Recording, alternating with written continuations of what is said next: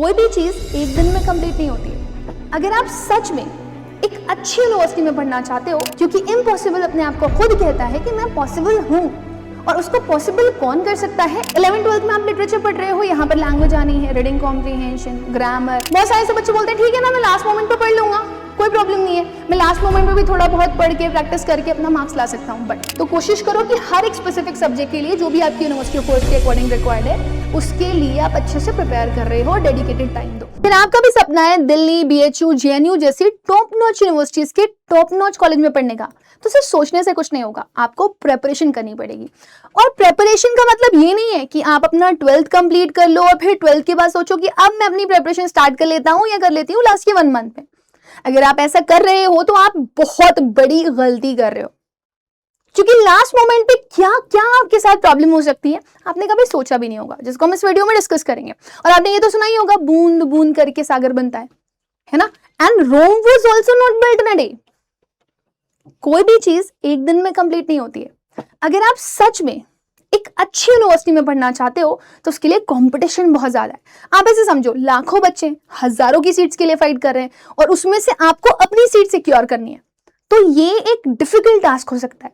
But difficult है, impossible नहीं है, क्योंकि इम्पॉसिबल अपने आप को खुद कहता है कि मैं पॉसिबल हूं, और उसको पॉसिबल कौन कर सकता है? आप मेहनत करके, कंसिस्टेंटली मेहनत करके और थोड़ी सी हार्डवर्क करके, जो कि मुझे पता है आप बहुत आसानी से कर सकते हो। जब आप अपने 12th के लिए प्रिपेयर कर सकते हो तो फिर आप अपने CUET के लिए भी प्रिपरेशन अच्छे से कर सकते हो। So hi everyone, my name is Rebecca Agha और आज के इस वीडियो सेशन में हम बात करने वाले हैं कि आप अपनी CUET 2027 की प्रिपरेशन कैसे करें और कैसे अर्ली प्रिपरेशन आपके लिए एक बहुत बड़ा बून ब्लेसिंग साबित हो सकती है। सो इससे पहले मैं आप सभी लोगों को बता दूं बेटा कि आपको ये चीज दिमाग में रखनी पड़ेगी कि इससे पहले की देर हो जाए, आप अपनी प्रिपरेशन अभी से ही स्टार्ट कर दीजिए। अलग अलग तरह के बच्चे होते हैं, कुछ ड्रॉपर्स होते हैं, कुछ 11th वाले बच्चे होते हैं, कुछ 12th वाले बच्चे होते हैं, जिन्हें BA, LLB या फिर BBA, FIA जैसे कोर्सेज करने होते हैं, वो 11th से ही अपनी प्रिपरेशन स्टार्ट कर देते हैं। क्यों? क्योंकि उनको लैंग्वेज और जनरल एप्टीट्यूड टेस्ट पढ़ना पड़ता है। ये आपके 12th और 11th के सिलेबस से बहुत अलग है। 11th-12th में आप लिटरेचर पढ़ रहे हो, यहाँ पर लैंग्वेज आनी है, reading comprehension, grammar, noun pronoun adjective वाले क्वेश्चंस और वोकैबुलरी, ठीक है, वो भी एडवांस्ड। जैसे आपसे नहीं पूछा जाएगा कि इनोसेंट का मतलब बताओ, आपको गुलेबल का मतलब पूछेगा, तो गुलू गुलू मासूम सा सीधा साधा सा मतलब पूछा जाएगा। ये तो मैं आपको इंग्लिश सब्जेक्ट की बात बता रही हूँ।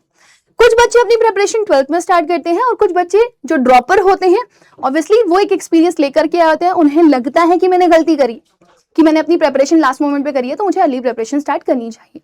सो आप कौन सी कैटेगरी में बिलोंग करते हो, मतलब आप 11th के हो, 12th के हो या फिर आपने ड्रॉप लिया हुआ है, मुझे कमेंट सेक्शन में जरूर बताना, ताकि आपको बेस्ट ऑफ बेस्ट गाइडेंस आपके स्पेसिफिक कंडीशन के हिसाब से प्रोवाइड करी जा सके। नाउ देखो, कुछ चीजें होती हैं जो आपके दिमाग में आती हैं कि मैं क्यों करूं प्रिपरेशन अर्ली।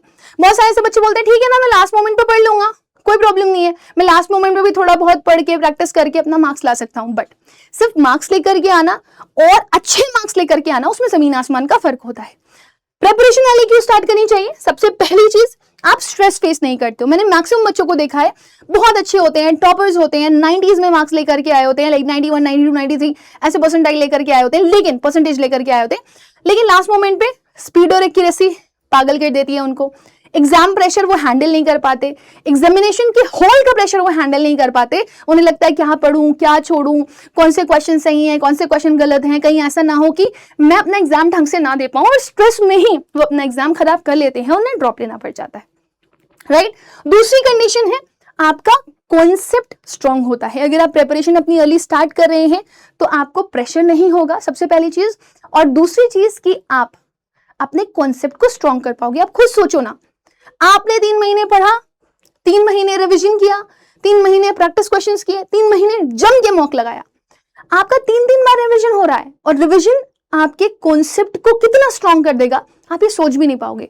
आपके सामने क्वेश्चन आएगा, आपको लगेगा भाई ये क्वेश्चन तो मैं 3 बार ऑलरेडी पढ़ चुका हूं, इसका आंसर ये होगा।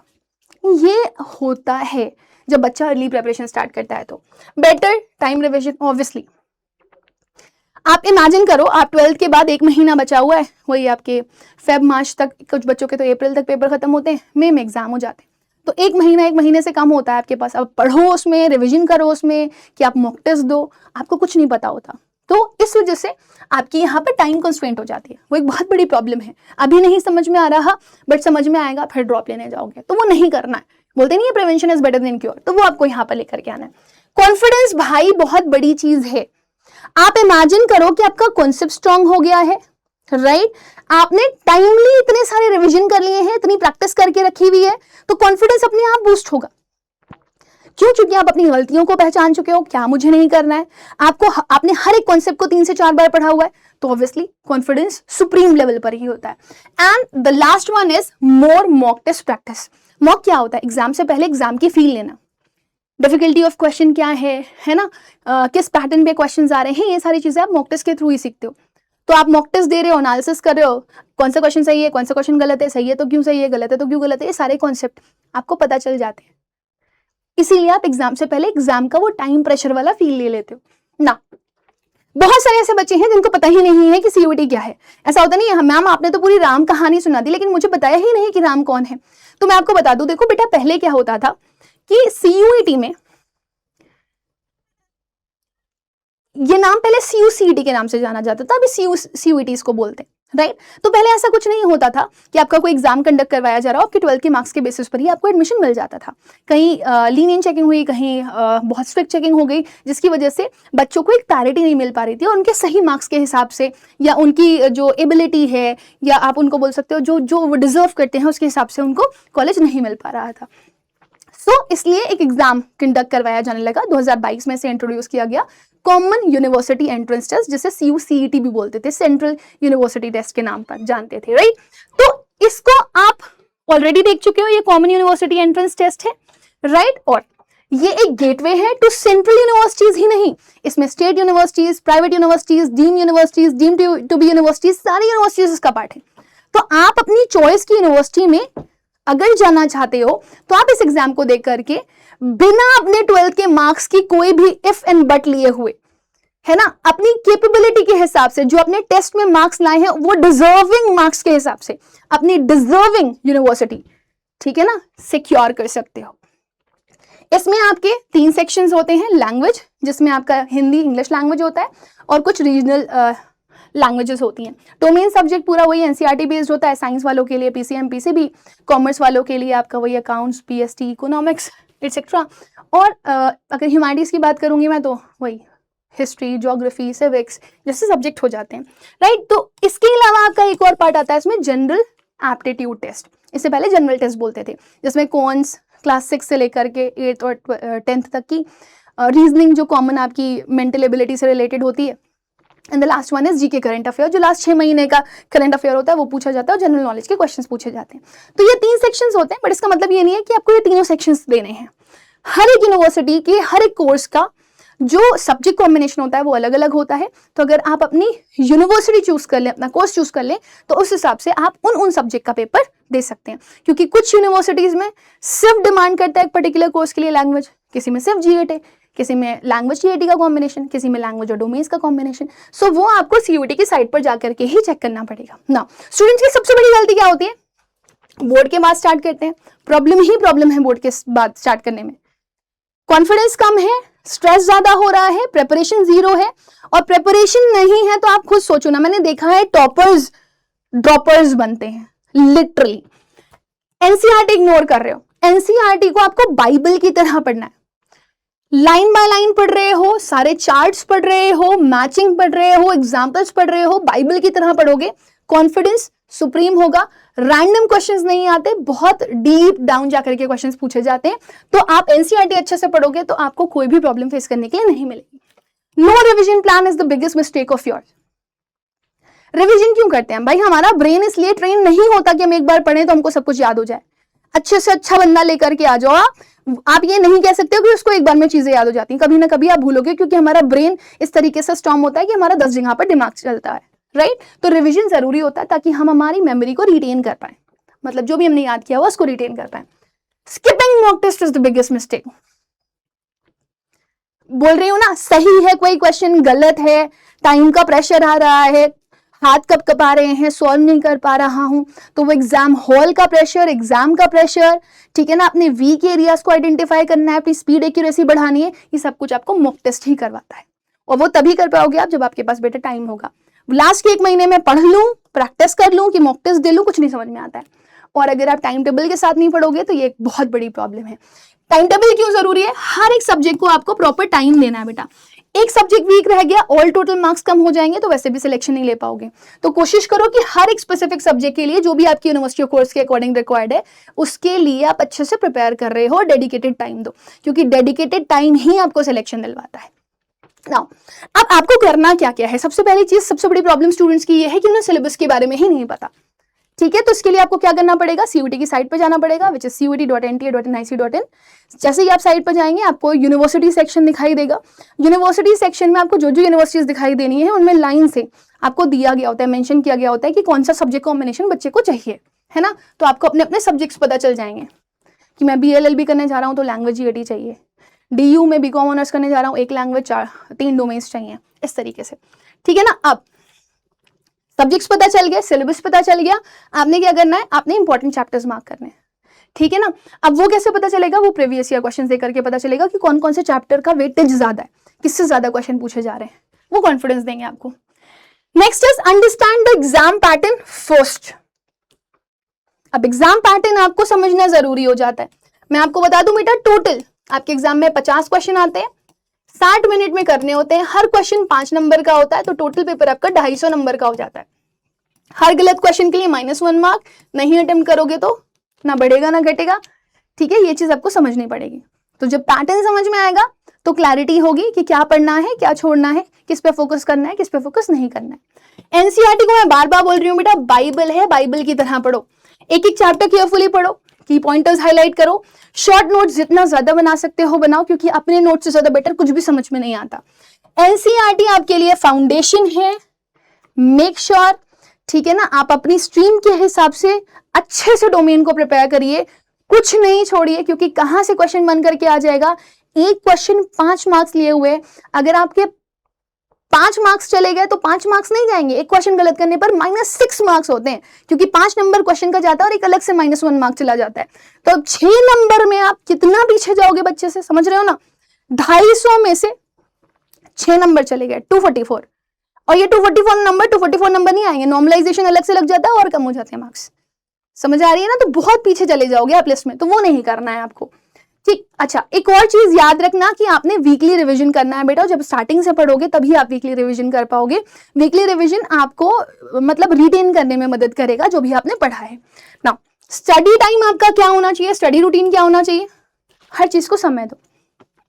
आप 2 घंटे ना अपने बोर्ड्स के हिसाब से पढ़ो, मतलब डोमेन सब्जेक्ट्स पढ़ो, 1 घंटे आप MCQ जरूर लगाओ, है ना। चाहे डोमेन्स के लगा रहे हो, चाहे जनरल एप्टीट्यूड टेस्ट के लगा रहे हो, चाहे इंग्लिश के लगा रहे हो, MCQs लगाओ, क्योंकि MCQ से आपको ये समझ में आएगा किस तरह के क्वेश्चन पैटर्न आ रहे हैं, है ना, कितना डिफिकल्टी ऑफ लेवल है क्वेश्चंस का, ठीक। इसके अलावा आपने इंग्लिश को टाइम देना बेटा। स्टार्टिंग में 30 मिनट दो, बाद में अगर आप 1 मिनट मतलब 1 घंटा 2 घंटा भी देना चाहते हो, वो आप पे डिपेंड करता है, आपकी एफिशिएंसी है। अगर आपको लग रहा है आपका इंग्लिश बहुत वीक है, आप अभी से स्टार्ट कर सकते हो। तो करना कैसे है? ऑल्टरनेट। जैसे मान लीजिए एक दिन आपने ग्रामर पढ़ी, दूसरे दिन आप वोकैबुलरी पढ़िए, तीसरे दिन आप रीडिंग कॉम्प्रिहेंशन रीअरेंजमेंट करिए, अपना कोर पार्ट प्रिपेयर करिए। तो इससे आप पैरेलल प्रिपरेशन कर पाएंगे, मतलब कुछ कम कुछ ज्यादा नहीं हो रहा होगा। जो भी पढ़ा है 20 मिनट रिविजन के लिए रखिए। मैं जनरल एप्टीट्यूड टेस्ट को बोलूंगी कि अगर किसी बच्चे के स्पेसिफिक सिलेबस में जनरल एप्टीट्यूड टेस्ट नहीं है तो बहुत फोकस करने की उसको जरूरत नहीं है। आप एग्जाम भर देना कि मैं दूंगा, लेकिन अगर रिक्वायर्ड नहीं है तो उस पर फोकस करने की जरूरत नहीं है, लेकिन रिक्वायर्ड है तो उसको डेडिकेटेड टाइम देना बेटा, ठीक है। जिनको रिक्वायर्ड नहीं है 15 मिनट का टाइम आप दे सकते हो, इसके लिए ये आपको हेल्प करेगा आपका कॉन्फिडेंस बढ़ाने में, ठीक है। अगर टोटल आप देखोगे 2 घंटा 3 घंटा अप्रोक्सीमेटली 4 घंटा 4 आवर्स हैं आपके, ये 2 घंटा अगर आपने स्कूल में ही इंक्लूड कर लेते हो तो फिर आपके पास तो ज्यादा घंटे हैं ही नहीं, 2 घंटे आपको घर पे देने प्रॉपर। तो अगर किसी बच्चे ने जनरल एप्टीट्यूड टेस्ट लिया है तो वो इसको 3 घंटा या 4 घंटा भी कर सकता है, कोई दिक्कत नहीं है। मैक्सिमम यूनिवर्सिटीज में जहां जनरल एप्टीट्यूड टेस्ट रिक्वायर्ड होता है बेटा, डोमेन्स की जरूरत नहीं होती ना। सब्जेक्ट वाइज स्ट्रैटेजी क्या होनी चाहिए? रीडिंग कॉम्प्रिहेंशन, वोकैबुलरी और ग्रामर में फोकस करिए, लैंग्वेज सेक्शन में डोमेन्स में आप एनसीईआरटी को जरूर पढ़िए एमसीक्यूज के साथ, एंड जनरल एप्टीट्यूड टेस्ट में सबसे ज्यादा अगर आप किसी को टाइम दे रहे हैं तो रीजनिंग को दीजिए, फिर क्वांट्स को दीजिए। रीजनिंग और जीके ये आपको काफी हेल्प करने वाले। रीजनिंग और जीके मतलब फिक्स्ड है, आपको पता है इस तरह का एक बार पैटर्न पढ़ लिया आपने, इस तरह के क्वेश्चन आएंगे कर लोगे। जीके में एक फिक्स्ड है, ये चीजें होती हैं, ये यहाँ पे अवार्ड्स हो गए, ये ऑथर एंड बुक्स हो गए, एक बार पढ़ना है 10 बार नहीं पढ़ना। करंट अफेयर्स आपको टाइमली पढ़ना पड़ेगा। क्वांट्स की प्रिपरेशन आपको सब्जेक्ट वाइज मतलब टॉपिक वाइज करनी पड़ेगी, एक बार पूरा टॉपिक पढ़िए फिर प्रैक्टिस क्वेश्चन करिए, तभी कॉन्फिडेंस आ पाएगा। तो जो भी बच्चे के पास जनरल एप्टीट्यूड टेस्ट है बेटा, मेक श्योर कि इसको थोड़ा सा आप टाइम दे करके पढ़िएगा। ज्यादा टाइम रीजनिंग और आप क्वांट्स को दीजिए, लेस टाइम आप करंट अफेयर्स वाले सेक्शन को, जीके को दीजिए, लेकिन रोज थोड़ा टाइम जरूर निकालिए, इस चीज का ध्यान रखिए ना। मॉक टेस्ट एंड पीवाईक्यूज आपको नहीं पता, ये आपके लिए रामबाण है। रामबाण बोलते हैं ना, रामबाण।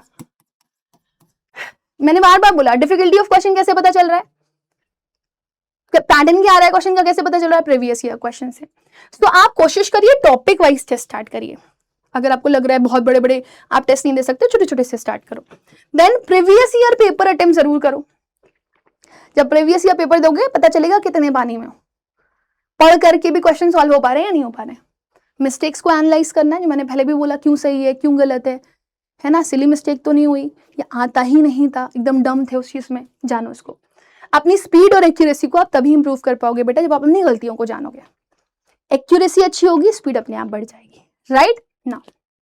मंथली प्रिपरेशन प्लान में 3 महीने कॉन्सेप्ट बिल्ड करिए, 4 से 6 महीने एमसीक्यूज प्रैक्टिस करिए टॉपिक वाइज सब्जेक्ट वाइज, 7 से 9 महीने में आप पीवाईक्यूज को टाइम दीजिए, एंड फाइनल मंथ में जितने मॉक टेस्ट दे सकते हो, जितने मॉक टेस्ट दे सकते हो मॉक टेस्ट दो, क्योंकि यही आपका कोर डेवलपमेंट करेगा और आपको कॉन्फिडेंस भी दिलाएगा, राइट ना। जाते जाते आप सभी लोगों को बता दूं बेस्ट रिसोर्सेज आपके लिए क्या है। आप एनसीईआरटी अच्छे से पढ़ो, प्रीवियस ईयर पेपर्स के ऊपर थोड़ा सा ध्यान दो, मॉक टेस्ट जितना दे सकते हो दे दो, वो आपको लाइक पीडब्ल्यू के ऐप पर मिल जाएंगे। देन वोकैबुलरी की नोटबुक अलग से जरूर बना करके रखिएगा, एंड करंट अफेयर्स के लिए न्यूज़पेपर जरूर पढ़िए। इससे आप बहुत अच्छा फील करेंगे कि चलो मैं एक पैरेलल प्रिपरेशन कर रहा हूँ अपने एग्जाम की ना। टाइम मैनेजमेंट के टिप्स के लिए मैं बोलूंगी 50-10 का स्टडी का टाइमिंग रखिए। अगर आप 50 मिनट किसी सब्जेक्ट को दे रहे हैं तो 10 मिनट ब्रेक लीजिए। 30 मिनट में अगर आपने ले रखा है तो 25 मिनट पढ़िए, 5 मिनट ब्रेक दीजिए। वीकली गोल सेट करिएगा, डेली रिवीजन जरूर करते रहिएगा, डिस्ट्रैक्शन अवॉइड करने हैं।